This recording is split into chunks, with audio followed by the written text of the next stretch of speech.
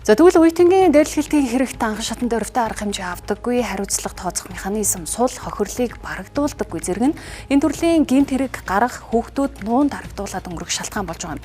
За мөн хүүхд хамгааллын тогтолцоо бүрдсэн гэж байгаа ч бодит байдал дээр боловсон хүчин дутагдaltaй, чанартай үйлчилгээ үзүүлж чадахгүй, санхүүжилт хангалтгүй хэвээр байгаа юм. Сүүлийн өдрүүдэд үеийнгийн дээрлэхэлт нийгмийг зочирдуулж байна. Тэгвэл үүнтэй холбоотойгоор хүний эрхийн үндэсний комисс өнөөдөр мэдээлэл хийлээ. Гэвч тэдний мэдээлэл өнгөрсөн хойно нь хашгирахын үлгэр болж байна. Тэд үеийнгийн дээрлэхэлттэй холбоотой 4 удаагийн зөвлөмжийг боловсролын яамд хүргүүлсэн гэж мэдэгдэж байгаа ч өнөөдөр гарсан үр дүн алга. Хамгийн сүүлд 1-р сарын 30-нд 6 зүйл бүхий зөвлөмжийг салбарын сайдд хүргүүлжээ. Гэвч бодит байдалд шаардлага зөвлөмжөөс илүү үр дүн чухал байна. Энэ удаагийн хэрэг үеийнгийн дээрлэхэлтээс хайлж бүлэг гэмт хэрэг болж хувирсан. Тэгвэл яг энэ тохиолдолд хүний эрхийн үндэсний комисс юу хийж байна вэ?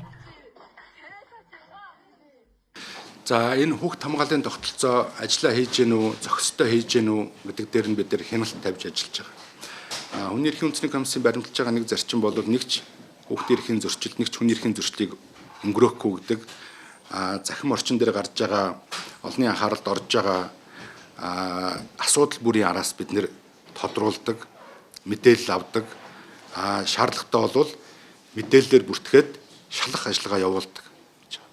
За энэ кейс дээр бол бид нэр холбогдох байгууллагуудаас мэдээллийг авч байна. Хүүхд хамгааллын тогтолцоо үр дүнтэй ажиллах ёстой. Хэрвээ хүүхд хамгааллын тогтолцоо маань ажиллаа хийгээгүй, зохих ёсоо хийгээгүй бол бид нэр хариуцлага тооцоолох зөвлөмж, шаардлага бол хөргүүлээд явна. Үеийнгийн дээрлэхэлтийг зогсоох шийдлийг хүн бүр эрэлхийлж байна. Тухайлбал сурагчийн хувийн хэрэгтэн тэмдэглүүлдэх, цаашлаад ихтэй сургуульд элсэх, гадаад руу зорчиход нь хязгаарлалт тавих зэрэг асуудал хөндөгдөж байгаа юм. Тэгвэл хүний эрхийн үндэсний комиссоос гэмт хэрэг үйлдсэн хүүхдэд зөрчлийн болон эрүүгийн хуулиар хариуцлага тооцдог учраас сургуульд сурах, гадаад явах гэх мэт үндсэн эрхэд халтаж болохгүй гэдэг байр суурийг илэрхийлсэн. Хүүхдийн эрхийн зөрчил жил ирэх бүр нэмэгдэж байна. Өнгөрсөн 3 жилийн хугацаанд хүний эрхийн үндэсний комиссд хүүхдийн эрхийн зөрчилтэй холбоотой 182 гомдол ирсэн байна. Тэгвэл өнгөрсөн 2025 онд хүний эрхийн үндэсний комиссд нийт 1460 гаруй гомдол ирсний ердөө 4 нь үеийнгийн дээрлэхэлттэй холбоотой байжээ. 4 удаагийн тохиолдлын 2 нь зөрчлийн тухай хуулиар арга хэмжээ авагдсан, нэг нь одоо үеийнгийн дээрлэхэлтийн нөхцөл байдлаас шин чанараас хамаарат хоорондоо эвлэрсэн. За нэгэн дээр нь холбогдох одоо сургуулийн байгууллагууд дээр одоо тэр саяын 1-р сар дээр хөргүүлсэн зөвлөмжийг хөргүүлсэн. Ийм асуудал байна.